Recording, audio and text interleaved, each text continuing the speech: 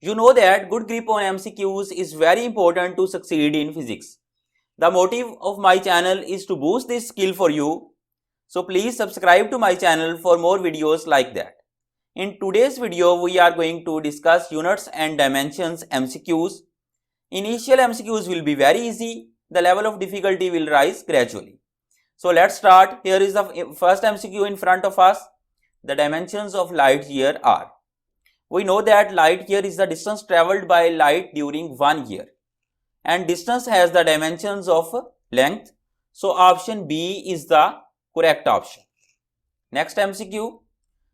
The time defined by a cesium clock needs correction of 1 second in every.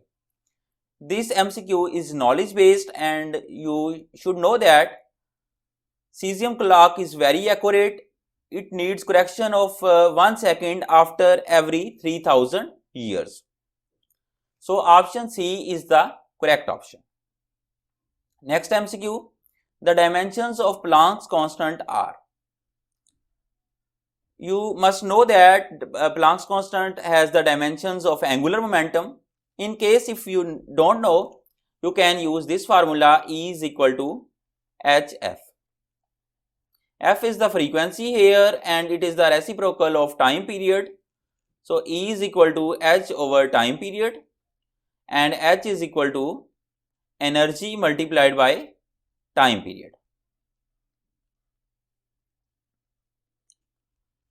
The dimensions of energy are ml square T minus 2. In case you don't know the dimensions of energy, you can use the formula energy is equal to work and work is equal to Fs. The dimensions of time period are of time capital T and you can solve these dimensions to get ml square T minus 1.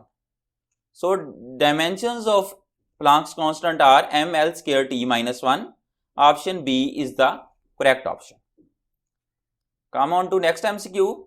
The dimensions of resistance are. This MCQ looks impossible at first sight, but believe me, it is very easy. You just need to put the formula of resistance.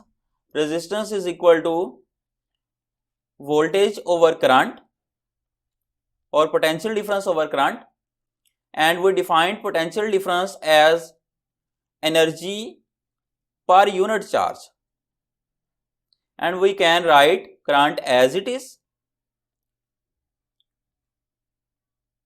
Now we put charge as multiple of current and time. As we know that current is defined as the rate of flow of charge Q over T, and from here you can see that Q is equal to IET, and I put the value of Q. Now I will write this I here as it is. Now I can put the dimensions of every quantity. I know the dimensions of energy are ml square T minus 2, which I already told you. 1 I here and 1 I here. The dimensions of current are ampere, ampere into ampere, ampere square, and the dimensions of time are capital T. Now solve these dimensions, you will get ml square T minus 2 here, minus 1 from here, T minus 3. Ampere square from here, and you will take it to numerator, it will become ampere minus 2. So the correct formula is option A, ml square T minus 3 ampere minus 2. Don't forget to like my video. Now we come on to next MCQ. Ampere hour is the unit of. We know that ampere is the unit of current and hour is the unit of time, and I already told you current multiplied by time is equal to charge here in this equation. So option A is the correct option. This MCQ is very easy unless you confuse ampere hour with kilowatt hour. In that case you can choose the wrong answer. So next MCQ is about kilowatt hour. kilowatt hour is the unit of. We know that watt is the unit of power and kilo is just a prefix. So kilowatt is also the unit of power, and kilowatt multiplied by hour. Hour is the unit of time. We know that energy power, the formula of power is equal to time rate of doing work or rate of delivering energy per unit time. Energy over time is equal to power. So from here energy is equal to power multiplied by time. So power multiplied by time is equal to energy, and option C is the correct option. This quantity is very important because it has industrial uses. We buy electricity, we sell electricity in the units which is kilowatt hour, which is the unit of energy mostly used for electrical energy. The dimensions of surface energy density are, whenever this quantity comes after any quantity, we consider it that we will divide the previous quantity by volume. So from energy density it is understood that energy per unit volume.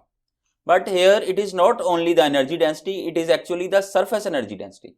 So this formula is not applicable here.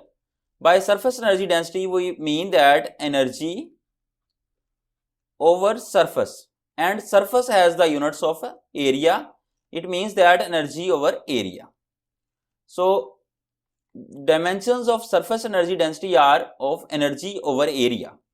The dimensions of energy are ml square t minus 2, which I already told you, and the dimensions of area are L square.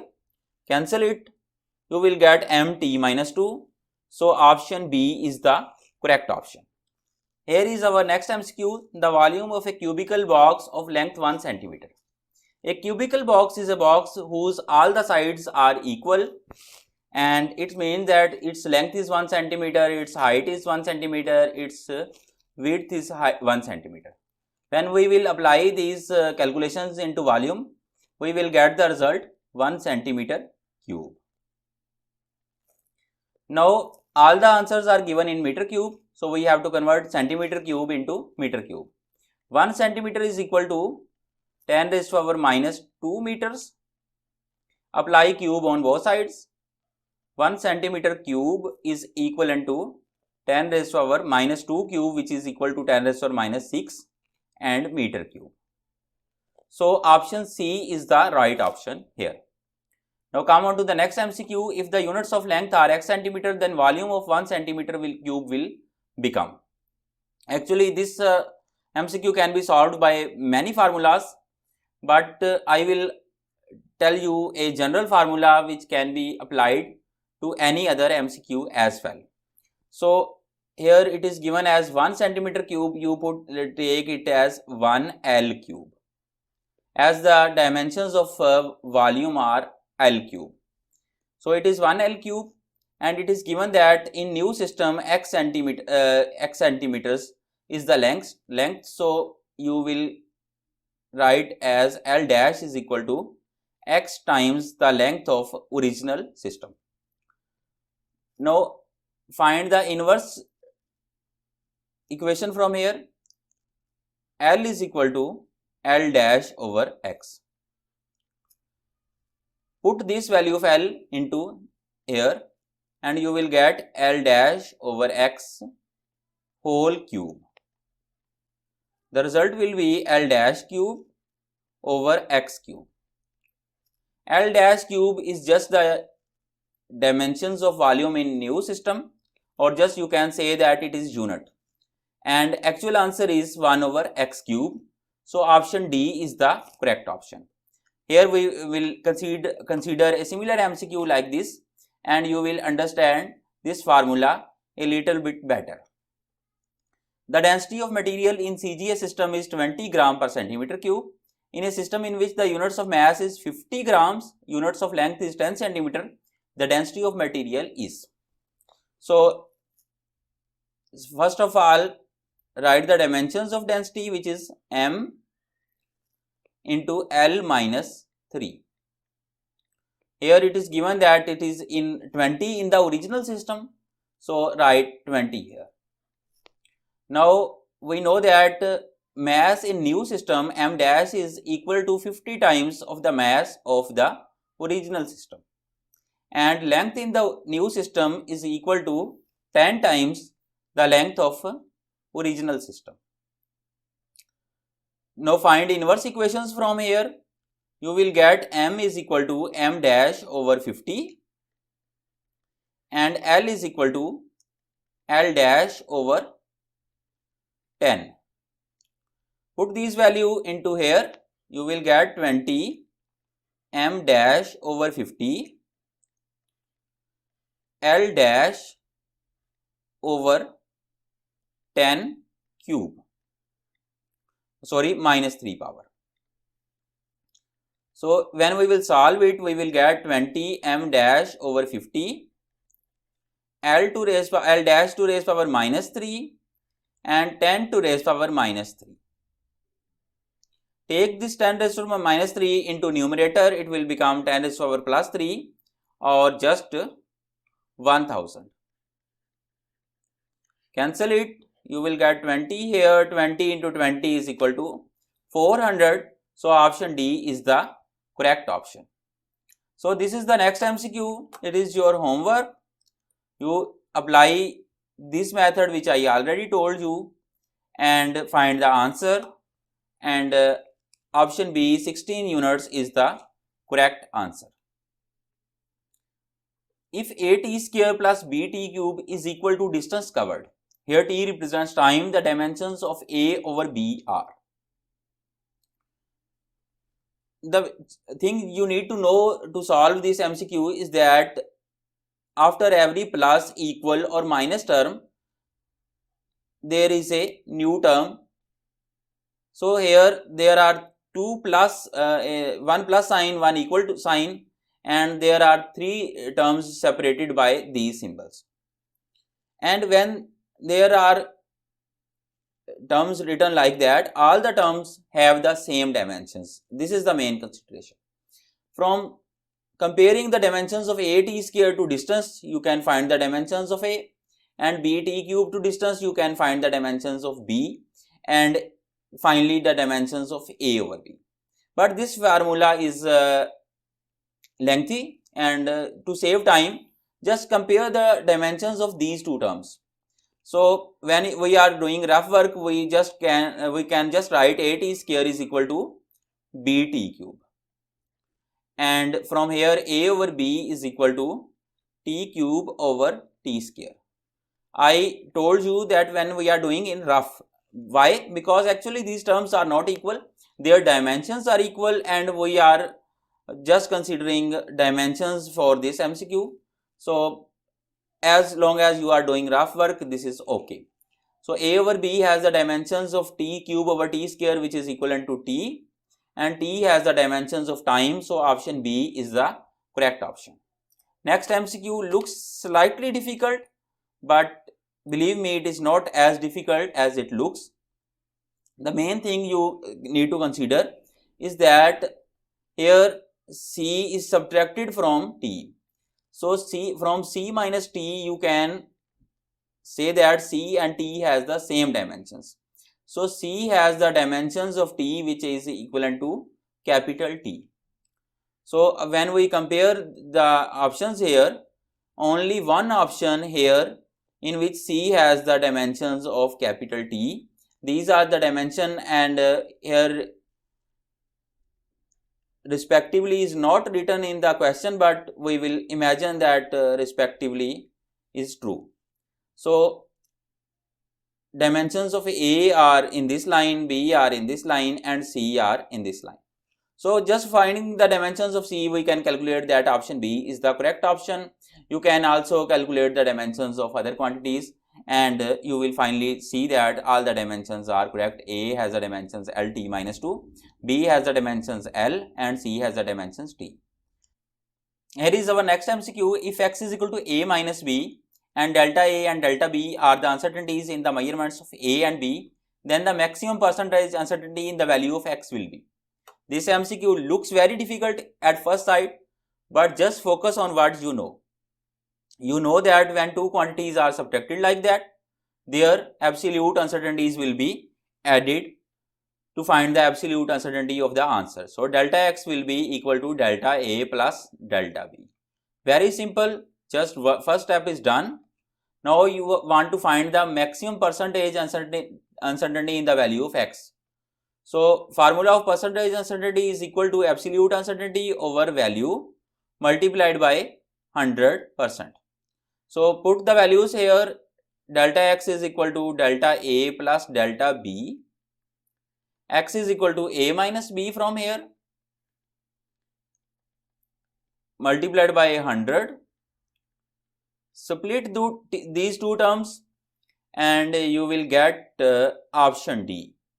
So option D is the correct option. Next MCQ, very similar to previous one but different. In previous MCQ it was x is equal to A minus B, here x is equal to A over B. Other statement is almost same. So again focus on what you know. You know that when two quantities are divided, their absolute uncertainties, their percentage uncertainties are added to find the percentage uncertainty in the answer. So simple, first find the percentage uncertainty in A, which is equal to delta A over A multiplied by 100. Then find percentage uncertainty in B, which is equal to delta B over B multiplied by 100. Now, to find the percentage uncertainty in X, add these two percentage uncertainties. And now next step is take 100 common and you will get option B as answer. The sides of a rectangle are 1.3 cm and 14.60 cm. When multiplied result is 20.0020 meters square. How many zeros in the result are significant? If you feel you know the answer, I think you may be wrong. Most of the people will think in this way that all the zeros between two non-zero digits are significant. Zeros on the right are may or may not be significant. And after a point, if zeros are on the right, they are always significant. These are all the right principles, but here it is the wrong place to apply these principles. Actually, the main thing is that you are multiplying two quantities and the first quantity has only 3 significant figures, second quantity has 4 significant figures. When you will multiply them, the answer will have minimum number of significant figures which is equivalent to 3. And you have to count these 3 significant figures from the left side. So 20.0 is the correct rounding of this value and only these 3 figures will be significant. So only 2 of the zeros will be significant. Option 2 is the correct option. If you find it on your own, I congratulate you, you are very sharp. Which of the following cannot be used as base units in any system of units? Length, mass and time, we know that we use them in SI systems, so there is no way that they cannot be used. So option A is definitely wrong. So we have to decide from the remaining. Length and velocity, you may consider that length and velocity cannot be used because velocity is a derived quantity. It can be written as in terms of other quantities. But actually the problem is with the definition of base units. If you define base unit as a unit which cannot be described in terms of other quantities, then we know that in SI units current is a base unit and it can be written as charge over time. So if this is the definition of base units in your mind, this definition is wrong. So actually the definition of base units is that minimum number of units which can be used to find all the other, to drive all the other units are called base units. Here if we focus on option C, length, time and velocity are the units which are not minimum. When we defined length as base unit, time as base units, we can derive velocity from these two units, and there is no way that velocity can be a base unit here. So option C, length, time and velocity can never be used as a system of base units. So from cannot we can say that option C is the correct option. I hope you found my video interesting and beneficial. Thanks for watching my video.